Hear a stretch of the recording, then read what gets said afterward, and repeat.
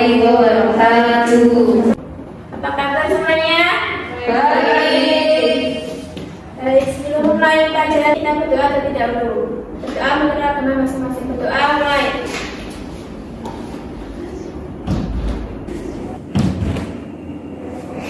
Doa selesai.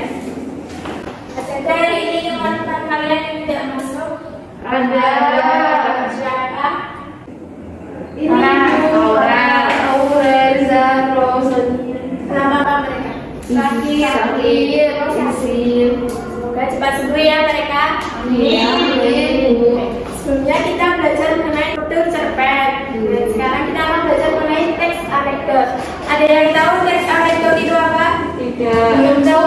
Hilang.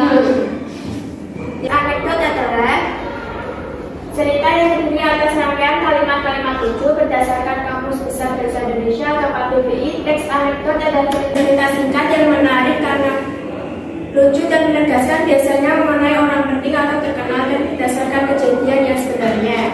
Untuk kalian bisa mengulangi apa itu teks anekdot? Teks anekdot adalah cerita yang terdiri atas rangkaian kalimat-kalimat lucu berdasarkan Kamus Besar Bahasa Indonesia. Teks anekdot adalah cerita singkat yang menarik karena lucu dan mengesankan, biasanya mengenai orang penting atau terkenal dan berdasarkan kejadian yang sebenarnya. Baik, benar sekali. Artinya teks anekdot akan membuat pembacanya merasa terhibur dan kelucuan yang ada dalam teks. Selanjutnya adalah ciri-ciri teks anekdot. Yang pertama ada bersifat humor atau lelucon. Artinya teks anekdot berisikan kisah-kisah lucu atau pengolahan. Yang kedua bersifat mengkritik. Yang keempat bersifat menyindir. Kelima bisa berdasarkan pengalaman pribadi atau tokoh. Yang keenam memiliki tujuan tertentu. Yang ketujuh, kisah cerita yang disajikan hampir menyerupai dongeng. Dan yang kedelapan, seringkali menceritakan dengan karakter hewan dan manusia yang saling terhubung secara umum dan realistis. Selanjutnya ada tujuan teks anekdot. Mbak Zuraida bisa membacakan. Tujuan teks anekdot: 1. Membangkitkan tawa pembaca. 2. Sebagai sarana hiburan. 3. Sebagai sarana untuk mengkritik. Benar sekali. Tujuan teks anekdot adalah 1. Membangkitkan tawa pembaca. Yang kedua sebagai sarana hiburan. Yang ketiga adalah sebagai sarana untuk mengkritik. Selanjutnya ada tentang struktur teks anekdot. Struktur teks anekdot yang pertama ada abstrak, merupakan bagian pendahuluan atau bagian pembuka teks. Yang kedua ada orientasi, merupakan awal suatu kejadian atau saat cerita mulai bergulir. Yang ketiga ada krisis, merupakan puncak cerita yang berisi konflik atau masalah yang terjadi pada karakter. Yang keempat reaksi, merupakan respon atau reaksi yang dilakukan karakter setelah mengalami krisis. Yang kelima ada coda, merupakan bagian penutup teks yang berisi amanat atau lirik. Mbak Febri bisa mengulangi apa itu struktur teks anekdot? Struktur teks anekdot itu ada 5, Bu. Ada abstrak, orientasi, krisis, reaksi, dan coda. Abstrak merupakan bagian pendahuluan atau bagian pembuka teks. Orientasi merupakan awal suatu kejadian atau saat cerita mulai bergulir. Krisis merupakan puncak cerita yang berisi konflik atau masalah yang terjadi pada karakter. Reaksi merupakan respon atau reaksi yang dilakukan karakter setelah mengalami krisis. Kemudian coda merupakan bagian penutup teks yang berisi amanat atau kritik. Baik, benar sekali. Selanjutnya saya mempunyai contoh teks anekdot yang berjudul Rizky dan Cacing. Dan di sini sudah terdapat struktur teks anekdot, ada abstrak, orientasi, krisis, reaksi, dan coda. Untuk Mbak Novi bisa dibacakan. Abstraksi dan orientasi terdiri dari apa saja?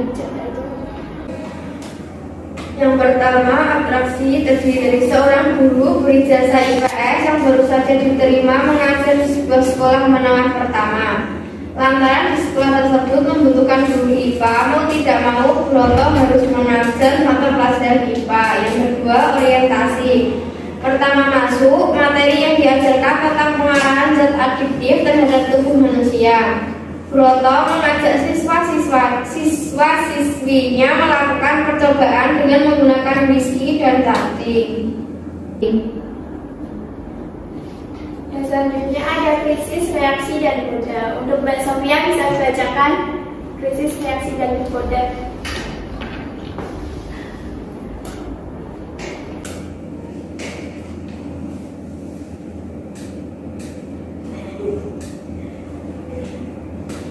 Krisis. Di tangan kanan Bapak ada sebotol whisky dan di tangan kiri Bapak ada seekor cacing. Bapak akan memasukkan cacing ke botol whisky. Setelah dimasukkan, tampak cacing tersebut menggeliat-geliat, meregang, merontak, kemudian diam dan tak bergerak.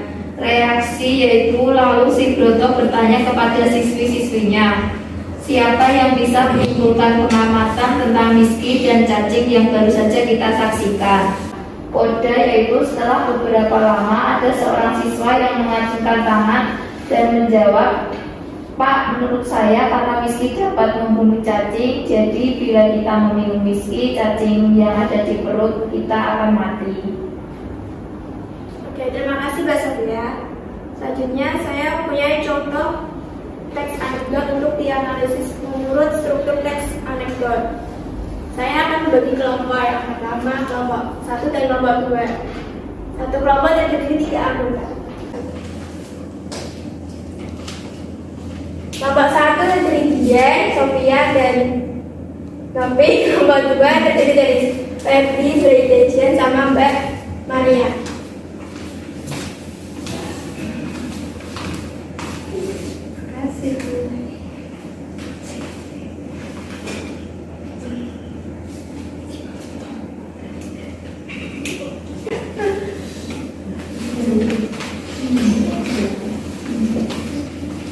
Saya beri waktu 7 menit untuk mengerjakan struktur teks anekdot.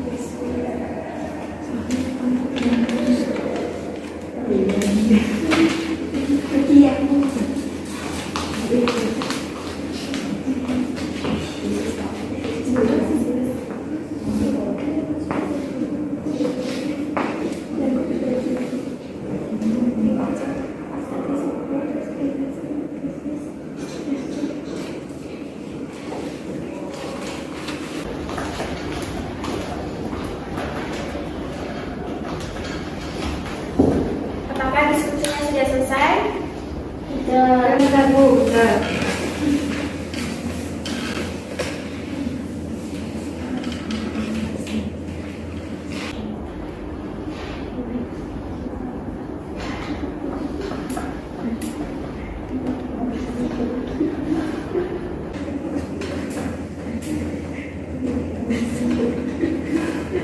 Sudah, Bu.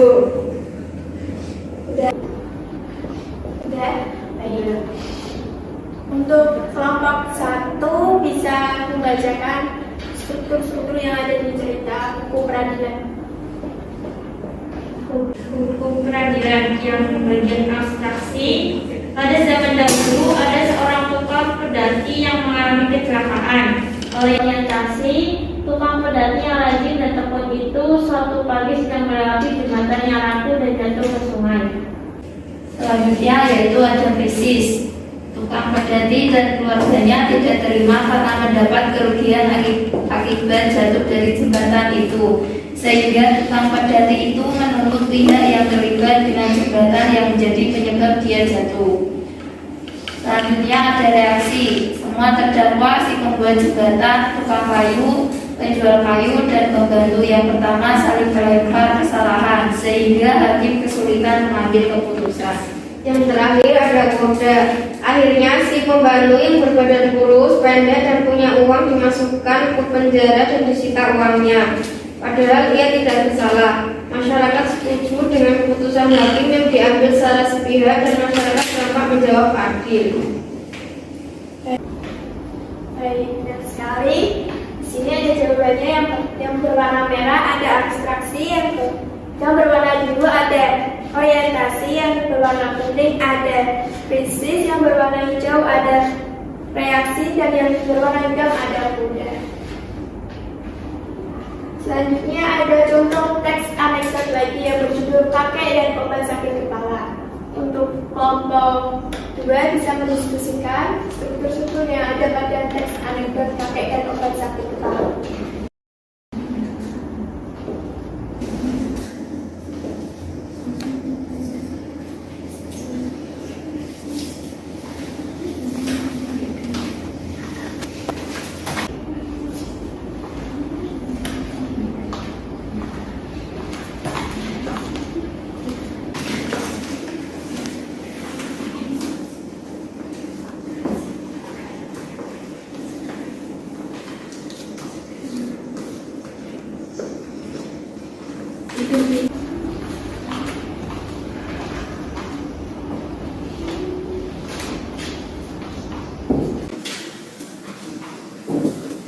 Untuk kelompok 2 bisa membacakan hasil diskusinya. Hasil diskusi dari kelompok 2 itu struktur teks anekdot yang berjudul kakek dan obat sakit kepala. Yang abstraksi itu dari suatu sore di bulan Ramadan, kakek dan cucu-cucunya sedang asik menonton televisi. Mereka menonton satu di antara program favorit cucu kakek, yaitu kartun. Adapun orientasinya, setiap 15-20 menit sekali muncul iklan pada tayangan televisi tersebut. Satu di antaranya yakni obat sakit kepala yang mengklaim bahwa obat tersebut dapat diminum kapan saja tanpa menyebabkan kantuk. Selanjutnya ada krisis. Ketika kakek dan cucu-cucunya sedang asik menonton televisi, tiba-tiba kakek merasa kepalanya sakit dan pusing. Kakek pun langsung memanggil seorang cucunya untuk membeli obat sakit kepala di warung. Selanjutnya ada reaksi. Sesampainya di rumah, sang kakek segera meminum obat tersebut. Cucunya yang melihat kejadian tersebut pun kaget dan langsung bertanya, "Kan lagi puasa, kok kakek minum obat?" Terakhir ada koda, yaitu tanpa ragu dan dengan ragu wajah yang tampak tidak berdosa, sang kakek lantas menjawab, "Itulah hebatnya obat ini, bisa diminum kapan saja, cu." Baik, terima kasih buat kelompok 1 dan 2 bisa diberi tepuk tangan selanjutnya.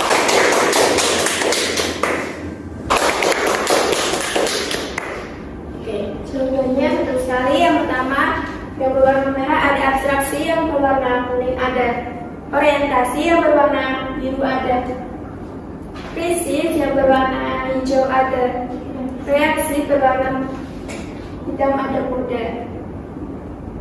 Nah, adakah yang ingin ditanyakan pada materi struktur teks anekdot pada tekstil ini? Nah, sebelumnya saya ingin bertanya tentang materi pada pagi hari ini. Apa itu teks anekdot?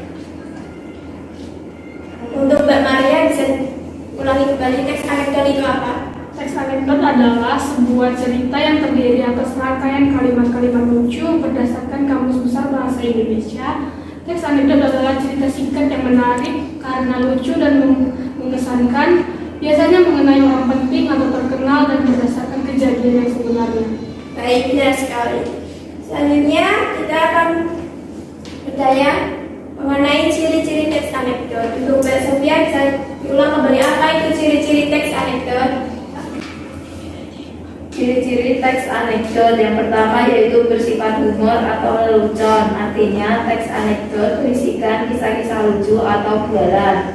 Yang kedua yaitu bersifat menggelitik. Artinya teks anekdot akan membuat pembacanya merasa terhibur dengan kelucuan yang ada dalam teks. Yang ketiga yaitu bersifat menyindir.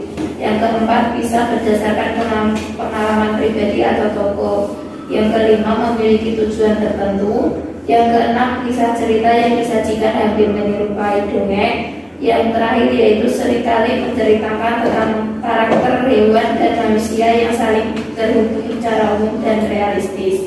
Baik, benar sekali Mbak Sophia, terima kasih. Mbak Maria bisa ulangi kembali tujuan teks anekdot. Tujuan dari teks anekdot adalah satu, untuk membangkitkan tawa pembaca, yang kedua sebagai sarana hiburan, dan yang terakhir sebagai saran untuk kritik. Baik, benar sekali. Selanjutnya ada struktur teks anekdot. Untuk Mbak Febri di sini apa itu struktur teks anekdot? Struktur teks anekdot itu abstrak, merupakan bagian pendahuluan atau bagian pembuka teks. Yang kedua ada orientasi, yang merupakan awal suatu kejadian atau saat cerita mulai bergulir. Yang ketiga krisis, yang merupakan puncak cerita yang berisi konflik atau masalah yang terjadi pada karakter. Kemudian ada reaksi, yang merupakan respon atau reaksi yang dilakukan karakter setelah mengalami krisis. Dan yang terakhir ada kode, yang merupakan bagian penutup teks yang berisi amanat atau kritik. Baik, terima kasih Mbak Febri, benar sekali. Hari ini kita sudah belajar mengenai struktur teks anekdot. Untuk pertemuan selanjutnya kita akan membuat contoh teks anekdot berdasarkan struktur teks anekdot. Sebelum mengakhiri pelajaran pada pagi hari ini, kita berdoa terlebih dahulu. Untuk Mbak Suraidaya bisa memimpin doa. Sebelum mengakhiri pembelajaran pada yang ini, berdoa menurut agama dan kepercayaan masing-masing. Berdoa dimulai. Berdoa selesai. Terima kasih. Assalamualaikum warahmatullahi wabarakatuh. Waalaikumsalam warahmatullahi wabarakatuh. I know